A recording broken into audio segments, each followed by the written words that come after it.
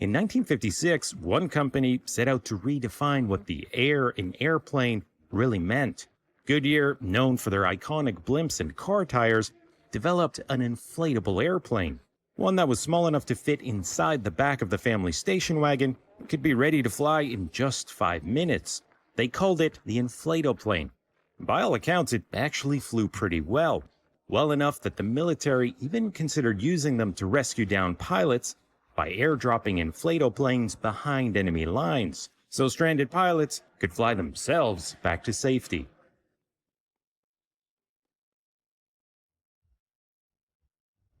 The idea of an inflatable airplane began as a way to make aircraft safer. In 1931, an American inventor by the name of Tyler McDaniel set out to prove that he could build a plane that was more or less crash-proof.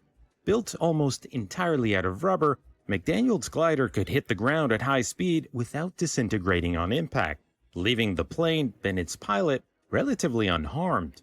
McDaniel was convinced that inflatable planes were the future, but he ran out of money before he could fully develop the concept. Next to experiment were engineers in the Soviet Union, with an idea to use inflatable planes as a way to move supplies across the country.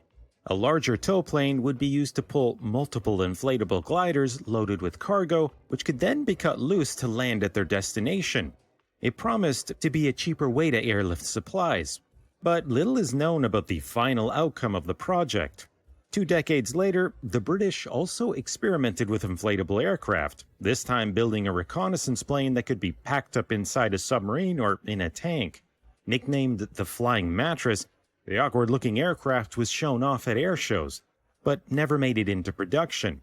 All of these designs worked, but not very well. The problem was inflated rubber made for planes that were just too slow and structurally unstable. What was needed was a better material. Goodyear Tire had recently developed a material called airmat, a rubberized fabric. In the 1950s, engineers at Goodyear developed a new kind of composite, a layer of rubber sandwiched between 2 layers of fabric and coated in neoprene. When inflated, the composite would be fastened together by thousands of nylon tie yarns, giving airmat one of the highest strength-to-weight ratios of any construction material in the world.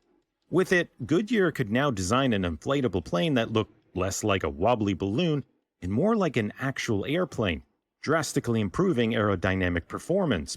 And throughout the 1950s, Goodyear developed a series of inflatable aircraft designs, with each one improving on speed, range, and maneuverability. They even made a version that could carry 2 people at once. And Goodyear was convinced that their planes could help save lives. During the Korean War of the early 1950s, hundreds of U.S. airmen were shot down behind enemy lines. And many survived, but few with any real hope of being rescued.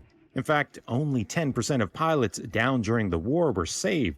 Search and rescue in the middle of a combat zone was just too dangerous, so the advice given to stranded pilots was to just try and hike out back to safety.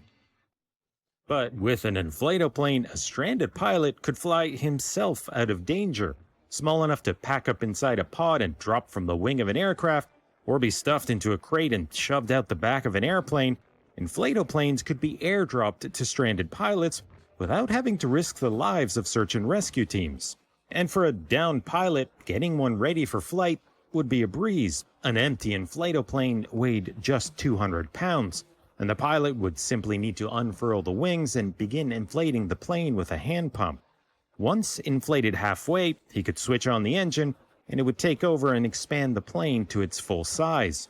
Thanks to the rigidity of airmat, an inflatable needed just 7 psi of pressure to keep its shape, a lot less than a car tire, and it meant it could be inflated in only 5 minutes according to Goodyear.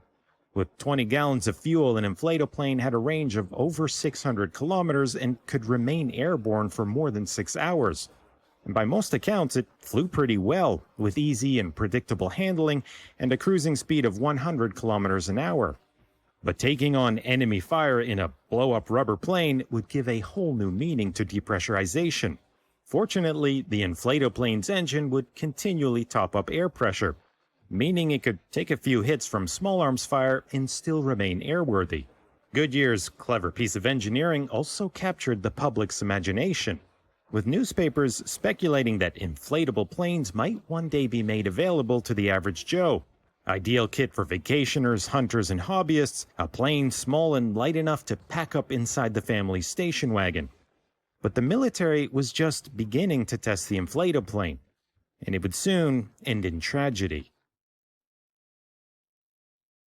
In 1959, the Navy and Army received 10 planes for evaluation, and it didn't take long for problems to emerge. In April, a Goodyear test pilot pulled up too quickly, causing a wing to fold over and strike the propeller. The plane quickly deflated into a mess of free-falling rubber. Fortunately, the pilot was able to bail out, but less than 2 months later, an Army pilot wasn't so lucky.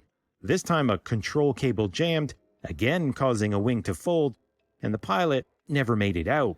The two crashes raised concerns about the safety of inflatable aircraft, but even before the losses, there were already serious doubts about whether the concept made sense.